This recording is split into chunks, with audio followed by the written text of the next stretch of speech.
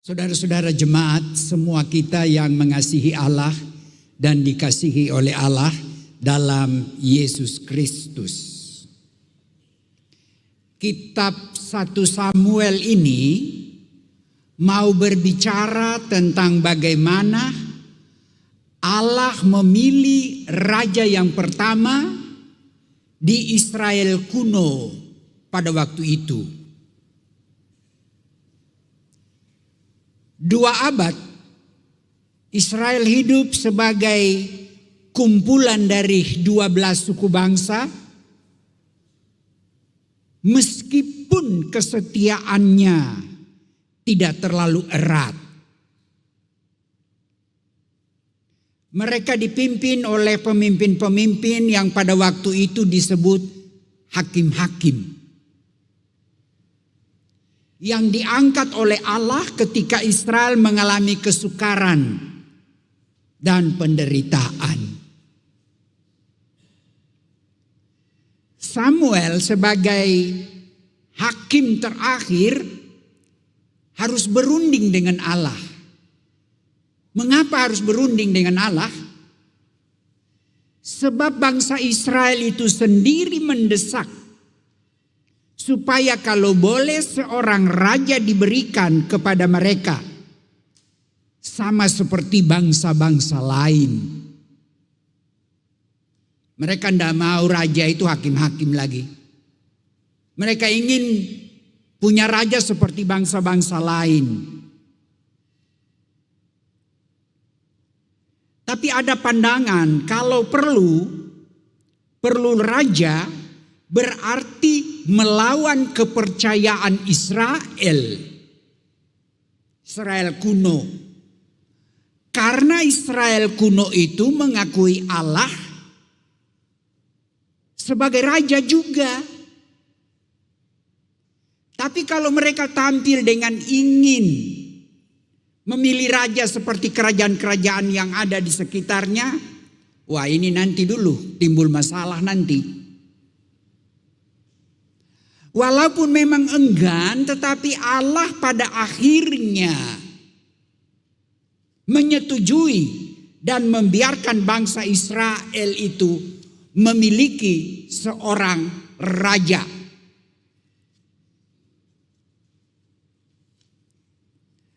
Kalau ini terjadi, kalau nanti raja mulai muncul, bukan hakim-hakim lagi sebagai raja, maka perubahan akan terjadi. Tetapi tidak semua perubahan itu baik. Ada risikonya, ada bahayanya. Allah ingin kalau nanti Israel sudah punya raja, kalau boleh peliharalah perjanjian dengan Allah itu. Jangan putus hubungan dengan Allah.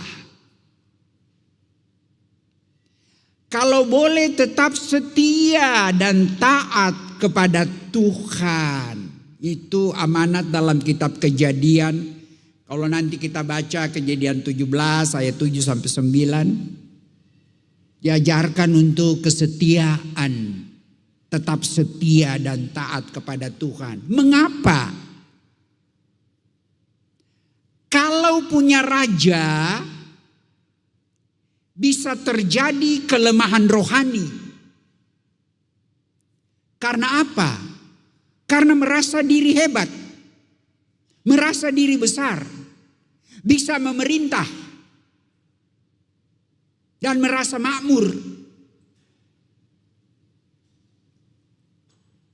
Tapi kitab Samuel mau bicara bahwa Israel itu tidak sama dengan bangsa-bangsa lain yang ada di sekitar mereka. Sebab Tuhanlah yang membuat mereka menjadi bangsa yang besar. Tuhan yang berperanan dan terus berperanan dalam sejarah kehidupan umat Israel. Saudara-saudara kekasih Kristus, Israel diberikan peringatan bahwa banyak raja yang sombong. Mereka melalaikan tugas mereka. Antara lain apa? Lebih mengikuti keinginan hati sendiri, maunya sendiri. Bukan mengikuti kehendak Tuhan. Apa maunya Tuhan? Mereka lebih senang memeras rakyat untuk keuntungan mereka sebagai pribadi dan keluarga, kerajaan. Bukan menggembalakan rakyatnya. Umat sendiri tidak mau berbeda dengan bangsa-bangsa lain, di mana raja itu memiliki kuasa yang mutlak, sehingga terkesan bahwa Allah dan nabi-nabinya ditolak.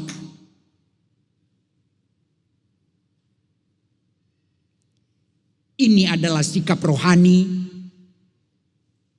yang salah, yang pada saatnya nanti akan membawa bencana besar. Tapi sekalipun demikian, saudara-saudara, tetap Tuhan mengasihi bangsa Israel yang banyak menderita sebelumnya karena tekanan orang-orang Filistin. Dan karena itu Tuhan setuju memilih raja dari suku Benyamin untuk melepaskan umatnya dari tangan kuasa bangsa Filistin. Benyamin itu suku paling akhir itu ya. Dari Israel kan ada 12 suku, dimulai Ruben, Simon, Lewi, Yehuda, Yesakar sebelum sampai Benjamin.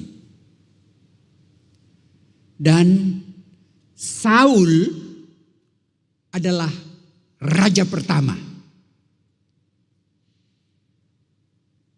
Pilihan Tuhan. Dan ayahnya itu bernama Kish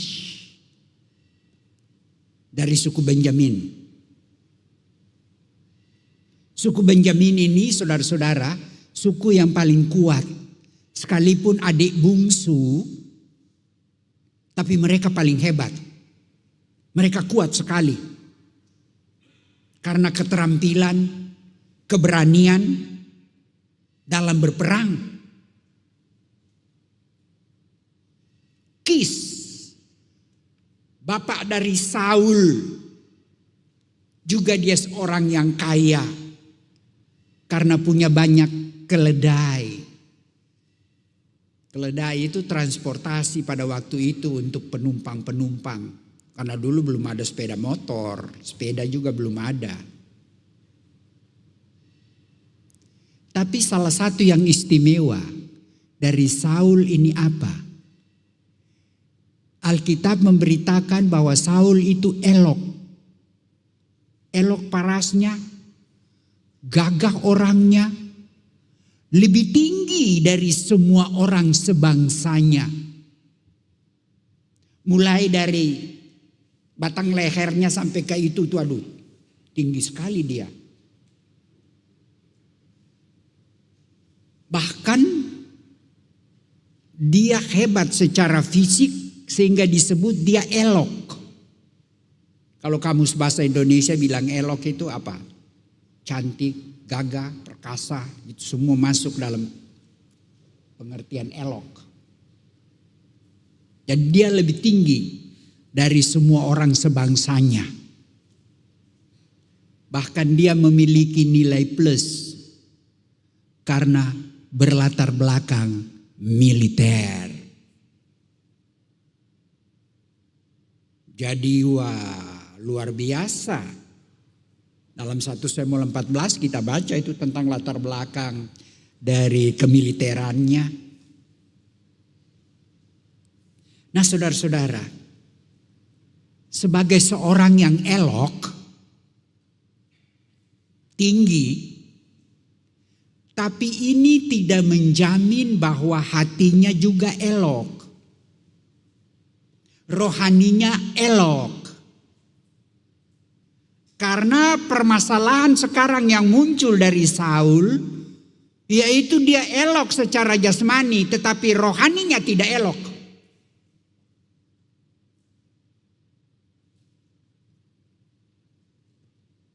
Sebab dari pengalaman, ternyata Saul yang elok secara jasmani sangat mengecewakan hati Tuhan. Sombong dia. Karena itu Tuhan ingin supaya saudara dan saya, kita semua di tengah-tengah keluarga kita, di tengah-tengah jemaat kita, milikilah hati yang elok. Bukan fisik yang elok. Hati yang elok. Yaitu baik hati, tidak melakukan yang jahat, berbudi pekerti luhur, tampil beda karena selalu do the best. Ujung-ujungnya apa? Untuk menerangi perilaku hidup. Supaya orang lain bukan lihat kita itu ganteng aja. Bukan itu yang Tuhan maksudkan. Tapi lihat cara penampilan kita. Cara berpikir, cara berbicara, dan cara berbuat. Itu yang Tuhan kehendaki dari saudara dan saya. Sehingga kita tampil beda dari orang-orang lain yang ada di sekitar kita. Cepat atau lambat orang-orang yang ada di sekitar kita akan menilai, kok dia lain ya dari itu, padahal mereka semua sama-sama. Kenapa dia beda? Ada sesuatu yang kelihatan. Jadi bukan elok jasmaninya yang kelihatan, tapi elok rohani dan penampilannya itu yang membuat orang terpesona.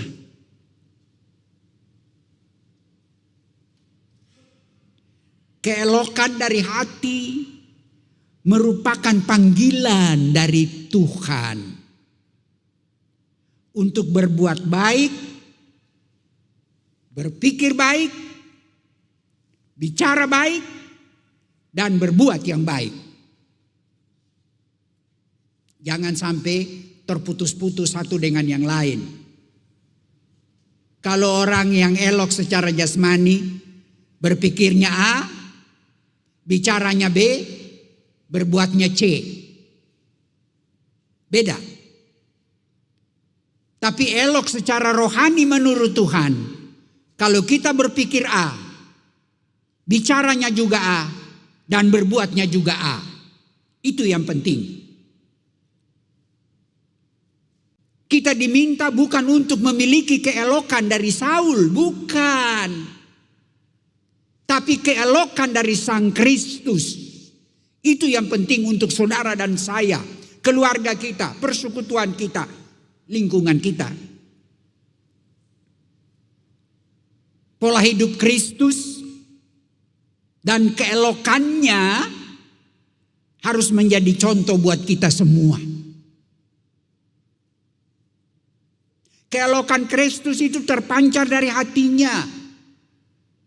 Penuh cinta kasih. Mau berkorban. Mau mengampuni. Rendah hati. Rendah hati itu beda dari rendah diri. Kalau rendah hati itu nilai rohaninya tinggi.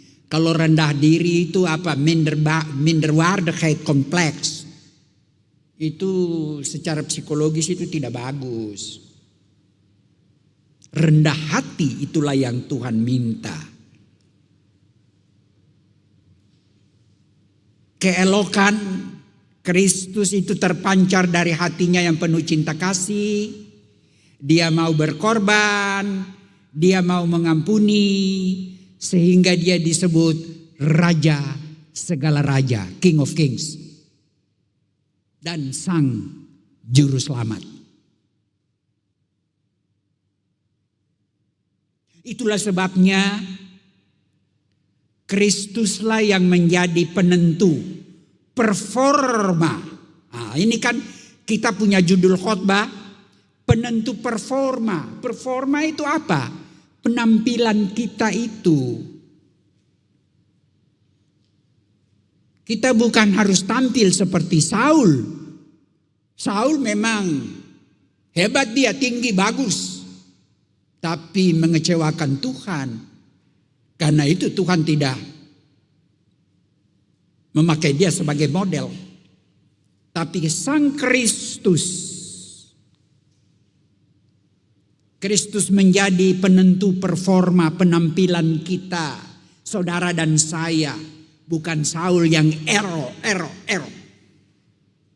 elok parasnya, bukan. Kita semua dipanggil untuk elok secara rohani. Agar setiap orang, saudara dan saya, mengusahakan hidup yang baik melalui pikiran, perkataan, dan perbuatan. Untuk dipraktekkan dalam perjalanan hidup yang cuma satu kali Tuhan berikan untuk saudara dan saya. Ikutilah keelokan Kristus, bukan keelokan Saul. Karena inilah yang Tuhan minta dan diberitakan dalam bacaan dan renungan kita pada sore ini. Amin, saudara. Amin. Ya. Amin. Saya juga amin.